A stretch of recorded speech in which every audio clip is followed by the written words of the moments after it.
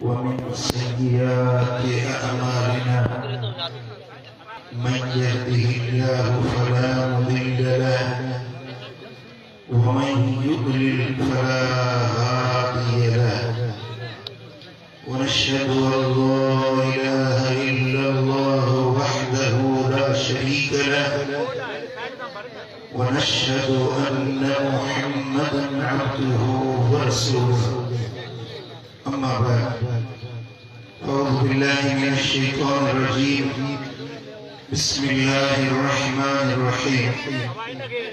يا أيها النبي إنا أرسلناك شاهدا ومبشرا ونذيرا وداعيا إلى الله بإذنه وسراجا منيرا صدق الله مولانا العلي العظيم إن الله وملائكته يصلون على النبي يا أيها الذين آمنوا صلوا عليه وسلموا تسليما اللهم صل على سيدنا ومولانا حبيبنا محمد وآله وأصحابه أجمعين استجد جلوگر اہل سنت جلیل القدر علماء کرام مشایخ اعظام سادات کرام اے مجھے پیارا دوستو بزرگو بھائیو جن آستان پاک تے اجری سونی محفل میلاد تھی رہیا درگاہ منصور جی ایکوا نورانی دربارہ جن جو فیض روحانی اے علمی دنیا اجب مستفید تھی رہی ہے سدن جے دعاؤں نگاہوں اے عنایت جو وہ سلسلو سدن مزار کھان اے سدن گادی نشین محترم سائی شمس الدین زید مجدہو جی صورت میں عجب وہ رحمت برکت جاری سالیہ اللہ قدو ایو سلسلو فیض جو قیامت تائیں جاری رہنگو اجو اساں جے محفل میں حاضر آئیوں رب جا شکرانہ ایک طرف مدینے والے سائی جو میلادا ایں بے طرف مدینے والے سائی جے بچڑے سونے کمبر والے سائی جی بامد کرنا اللہ کرو دیدار کرے ہڑی دلی اٹھائی تاسی سنن جے دیدار سا پنجو اکھیوں روشن اے دل منور کندہ سی مکھے بسالن کا سکھ ہوئی تکنے رب وہ دیا جو ایک اسٹیج تھے ایکڑے پنڈال میں رسول سید زمان حاضری پیان دیدار اج مجھے وہ دل جی تمنا اللہ پوری کیا اللہ کندو انقریب سائیں جن عیدہ ہڑی زیارت کرے پنجی دل ٹھاری داسی اللہ دے پاک کلام جا جیکا آیت سگوری پران دے سامو تلاوت رہیا ان آیت میں مدینے والے شان رب بیان کرے ملا ہڑی سلطان اللہ نتا جو ہمیں کو گونگو دے کو لینا ہے دیکھو گونگو آؤں میں دے میا رہنا ہے جیکے سپران والا انوے کا لائیو لیکن بیرو غریب چاہو خدا خوش کر دو اللہ مدینے والے جا دیدار نصیب کرائی دو سبیلے کے اللہ دے پاک کلام میں جان جے کی الفاظ بتلاوت کیا ان پاک لفظ کے اندر رب العالمین جل شان فرمائے تو یا ایوہ النبی اے غیب بجے خبر کو دھائیں نوارا اِنَّا أَرْسَلْنَاكَ بے شک اساں کے موکلیو شاہدہ مشاہدوں کے اندر پڑھائے موکلیو इन्ना अरसलनाका शाहिदन व मुबश्शिरन व नज़ीरा। हबीबा असा तोखे खुशखबरी ॾींदड़ बणाए मोकिलियो आहे, असा तोखे ड्रेजारींदड़ बणाए मोकिलियो आहे। व दाइयन इलल्लाहि बिइज़्निही, ऐं अल्लाह जे हुक्म सां अल्लाह जे सॾण वारो बणाए मोकिलियो आहे। अल्लाह जे दावत ॾियण वारो, रब जे दरबार ते सॾण वारो तोखे बणाए मोकिलियो आहे। वसिराजा मीरा हबीब असा तोखे चमकंदड़ चिराग बणाए। आयत करीमा के अंदर एक तरफ मदीने वाले साईं जे आमद जो जिक्र, मुस्तफा जे दुनिया ते जलवगरी जो जिक्र, बे तरफ मदीने वाले साईं जा औसाफ, हुजूर जूं सिफ़तूं, हुजूर जा अलकाब अल्लाह पाण बयान फरमाया। आयत जो मुंड आगाज मदीने वाले साईं जे रब सॾियो आहे, या अय्युहन नबी, ए ग़ैब जे ख़बरनि ॿुधाइण वारा। कुरान मजीद खे पढ़ो, पूरे कुरान में रब नबी खे नाला वठी सॾियो, पर मदीने वाले साईं खे किथे बि नालो वठी न सॾियो। जंहिंसां प्यार हूंदो आहे न, जेको वणंदो आहे न, उनखे नालो वठी न सघिबो आहे। जमायत जो सोने कंबर वारे सां प्यार आहे, को बि नालो न वठंदो आहे। चवंदा आहिनि अबो साईं, बाबा साईं, मुर्शिद साईं, मुंहिंजे सिर जो साईं, हर को लक़ब वठी सॾींदो आहे। छो त जंहिंसां प्यार हुजे उनखे नालो वठी सॾण इहा बि अदब जे ख़िलाफ़ ॻाल्हि हूंदी आहे। अल्लाह दुनिया वारनि खे अदब सेखारियो त मुंहिंजो नबी आम न आहे, मुंहिंजे नबी खे मां रब ख़ालिक मालिक थी करे नालो वठी नथो सॾियां। तव्हां उम्मती आहियो, तव्हां बि मुस्तफा खे नालो वठी न सघंदा। सरकार की आमद, जो दिल पर की आमद, हुजूर की आमद, नूर की आमद, मदीने वाले सरदार की आमद। सुभान अल्लाह, सुभान अल्लाह। रब करीम हजरत आदम के फरमाया, आदम मुस्कुन अंत वज़ौजुकल जन्नत। आदम, ए आदम, तू ही तुझी घरवारी वही जन्नत में रहो। या खुज़िल किताब बिक़ुव्वत, ए या किताब ॾियां तो ताकत सां मज़बूती सां पकड़ जा। या ज़करिया इन्ना नुबश्शिरुका बिग़ुलामिन इस्मुहु यहया, ए ज़करिया पुट ॾियां तो नालो यहया रखजांइ। सुन, हे नबी है ना, अल्लाह जा पैगंबर है, पर रब नालो वठी पुकारियो, पर मदीने वाले साईं के रब लक़ब न सा सॾियो। किथे या अय्युहन नबी, किथे या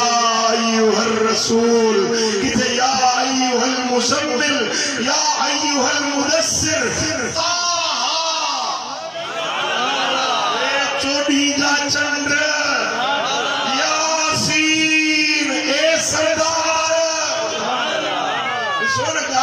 महबूब जी पे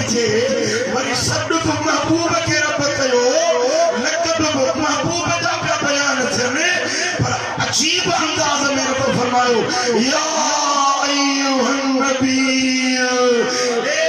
ग़ैब जे ख़बरनि ॿुधाइण वारा। पोइ हिते ॿिया लक़ब बि नहीं, शाहिद सनी, बशीर सनी, नज़ीर सनी, सिराज मुनीर सनी, पर जे नाले सां सॼई सो नालो ग़ैब जे ख़बरनि ॿुधाइण वारा। छो त रब खे ख़बर हुई अहिड़ा चंडा पैदा थींदा, अहिड़ा निभागा धरती ते ईंदा जेके मुस्तफा जे इल्म ग़ैब जो इनकार कंदा, हुजूर जे अज़मतुनि जो शान जो इनकार कंदा। इन जे करे अल्लाह ताला उहो लक़ब सॾियो, या अय्युहन नबी, ए ग़ैब जे ख़बरनि ॿुधाइण वारा। सुभान अल्लाह।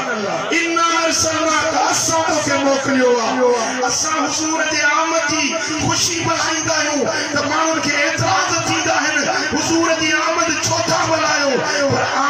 मुस्तफा जो जिक्र तरफ पाण कुरान में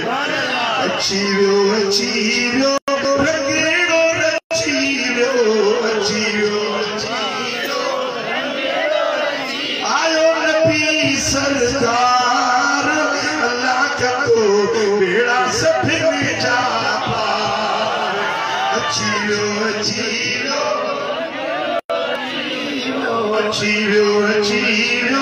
रंगेड़ो रचीरो आयो नबी सरदार अल्लाह का तो सभी अदब समझो किबला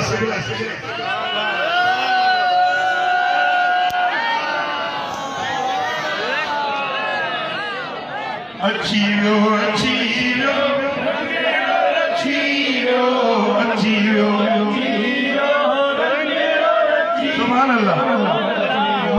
जो कुछ तू न जानदो हुए वो सब कुछ असां तोखे पढ़ाए चलो जंहिंखे रब पढ़ाए जंहिंजो उस्ताद अल्लाह हुजे उन्हें मदीने वारे जो इल्म छा हूंदो सुभान अल्लाह हदीस पाक में ईंदो आ मुझे दिल पर मोहम्मद करीम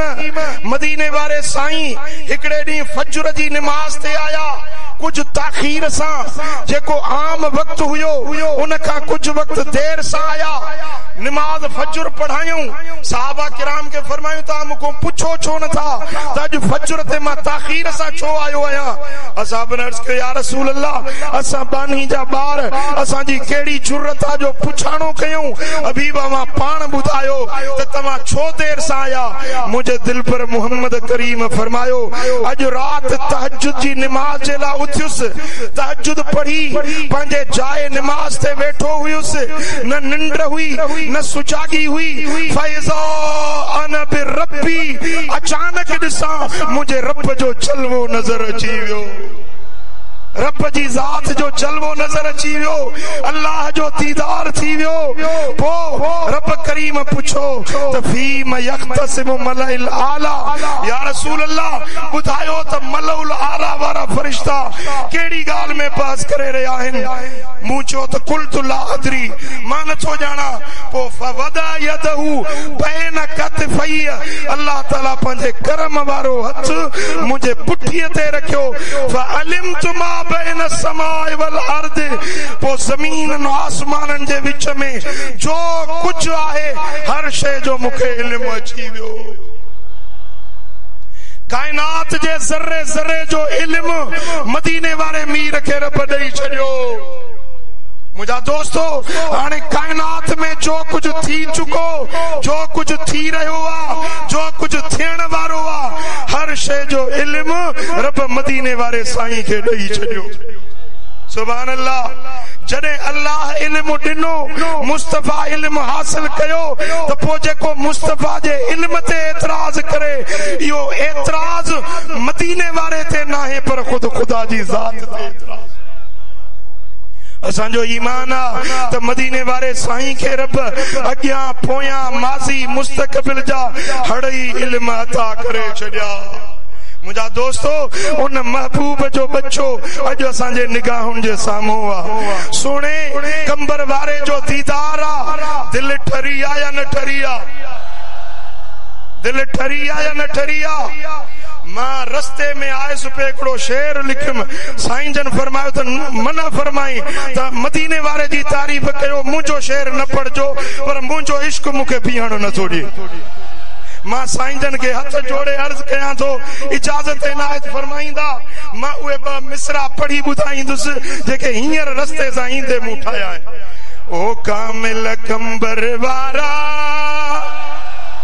तुझे फैज़ जा हर हंध नारा ओ कामिल कंबर वारा तुझे फैज़ जा हर हंध नारा का नजर करम फरमायो तुझे दुआउन जी दरकारा का नजर करम फरमायो तुझे दुआउन जी दरकारा तू आले नबी जी आही औलाद अली जो आही तोखे दात ॾिनी दातारा तोखे दात दिनी दातारा तुझे दुआउन जी दरकारा सुभान अल्लाह नारा हाज़री मुर्शिद हुसैन हक को सोना ओ जेके तो वट इश्क मां ईंदा तन बेड़ा पार थी वेंदा सुभान अल्लाह तुझी एडी सखी सरकारा सुभान अल्लाह तुझी एडी सखी सरकारा तुझे दुआउन जी दरकारा सुभान अल्लाह सुभान अल्लाह नारा हाज़री ओ कामिल कंबर वारा तुझे फैज़ जहरंद नारा ओ कामिल कंबर वारा तुझा फैज़ जहरंद नारा ओ कामिल कंबर ओ जे तो सा वेर रखियो सो दुश्मन धूड़ थी वियो बेशक जे तो सा वेर रखियो सो दुश्मन दूर थी वियो मुनकिर ते खुदा जी मारा मुनकिर ते खुदा जी मारा ओ कामिल कंबर वारा तुझे फैज़ जहरंद नारा तुझे दुआउन जी दरकारा तुझे फैज़ जहरंद नारा तुझे दुआउन जी दरकारा सुभान अल्लाह तुझी चिमके पाक पेशानी हक सुहना सैयद हक ॾिसो पेशानी मुबारक ॾिसो तो सही जाओ तो सुभान अल्लाह चिमके पाक पेशानी तो ते आहे राज रब्बानी बेशक तुम्हें अल्लाह जो इसरारा तुम्हें अल्लाह जो इसरारा ओ कामिल कंबर वारा तुझे फैज़ जहरंद नारा तुझे दुआउन जी दरकारा तुझे फैज़ जहरंद नारा तुझे दुआउन जी दरकारा ओ मुझे सिरजा साईं का नजर करम फरमाई जी जी जी सुभान ओ मुझे सिरजा साईं का नजर करम फरमाई करमुल्ला अर्ज गुजारा करमुल्ला अर्ज गुजारा तुझे फैज़ जहरंद नारा करमुल्ला अर्ज गुजारा तुझे फैज़ जहरंद नारा जो सुभान साईं जन सा मस्जिद नबवी शरीफ में मुलाकात थी सुभान अल्लाह चो सुभान अल्लाह सुभान अल्लाह अल्लाह कंदो हड़नी के मस्जिद नबवी जा दीदार थींदा मदीने वारे जे हरम में हली नमाज पढ़ंदासी जे दुनिया में जन्नत ॾिसणी थई त मदीनो ॾिसी आ जे दुनिया में बेहश्त ॾिसणो थई सोने नबी जी दरबार ॾिसी आ ओ मदीनो मदीनो ॾिसूं शल मदीनो मदीनो मदीनो ओ ॾिसण सां असांजो करे साहु सीनो मदीनो मदीनो रमजानुल मुबारक जो महीनो हो अफ्तारी का 15 मिनट अग में किबला साईं जन वेठा दस्तरखान मोहम्मद करीम जो सुभान अल्लाह सुभान अल्लाह एड़ो दस्तरखान दुनिया जी जाश तलबी दे सा उते मिलंदी आ हिकड़ो मूसा गड हुजे कराची जो मुहाजिर हुजे चई सी मां रोजे खोलण महिल पकोड़न ते रोजो खोलींदो आहियां मस्जिद नबवी में पकोड़ा त कोनन मुझो चुप कर जेको मिलियो थई सो बस करे का अञा गाल करे वेठो हिकड़ो माण्हू आयो तकड़ो तकड़ो उन जे अॻियों थैली रखे ऐं तकड़ो हलियो वियो थैली खोली तो उन में पकोड़ा रखिया हुया मुझो सदोरा घुरियई बि पकोड़ा घुरियई अॼु त महबूब जे दर ते का ॿी शइ घुरी आ सुभान अल्लाह दस्तरखान मदीने वारे साईं जो हो ऐं सोने कंबर वारे सां गॾु रोज़े अफ्तार करण जो मौको मिलियो मूं अर्ज़ कयो हथ ॿधी क़िबला तव्हां असांजा वॾा आहियो मुंहिंजे बाबा साईं जन जी दोस्ती हुई साईं कंबर वारनि सां हींअर बि साईं जन फरमाए त असां गॾिजी तबलीग ते निकिरंदा हुआसीं कॾहिं साइकिलुनि ते कॾहिं उठनि घोड़नि ते सफ़र कंदा हुया वियासी मुंहिंजा दोस्तो इहा मोहब्बतूं अॼु बि साईं जन कायम दायम रखियो पिया। आमीन आमीन। मूं अर्ज़ कयो क़िबला मता को मुंहिंजे लाइ तव्हां वटि का ॻाल्हि पहुचाए मूंखे कसम आहे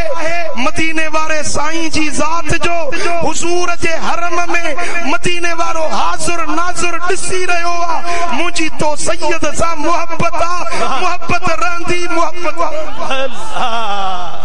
मूं अर्ज़ कयो साईं मुंहिंजी ज़ुबान खे रब ताक़त न ॾींदो जो तव्हांजे ख़िलाफ़ ॻाल्हाए सघे मुंहिंजे कलम खे रब ताक़त न ॾींदो जो तव्हांजे ख़िलाफ़ लिखी सघे।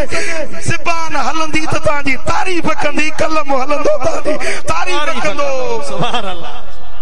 अल्लाह जो शुक्र आहे उहा मोहब्बत सीने में रब ॾिनी आहे ऐं अल्लाह कंदो मरंदे ताईं इहा मोहब्बत कायम दायम रहंदी। ऐं क़िबला साईं जन खे हथ जोड़े अर्ज़ कयां थो तव्हां असांजा वॾा आहियो तव्हांजी जुती मुंहिंजे सिर जो ताज आहे। कंबर वारो सोणो पीरन जो सरदार पीर आहे। असांजी तव्हां सां मोहब्बत आहे तव्हां सां उल्फत आहे ऐं इंशाअल्लाह इहा मोहब्बत क़यामत ताईं कायम दायम रहंदी। सैयद जी मोहब्बत असांजे लाइ छोटकारे जो अमल आहे। असांखे उम्मीद आहे त इन मोहब्बत जे सदके अल्लाह ताला असांजी नजात वाह सुना वाह तुंहिंजा लफ़्ज़।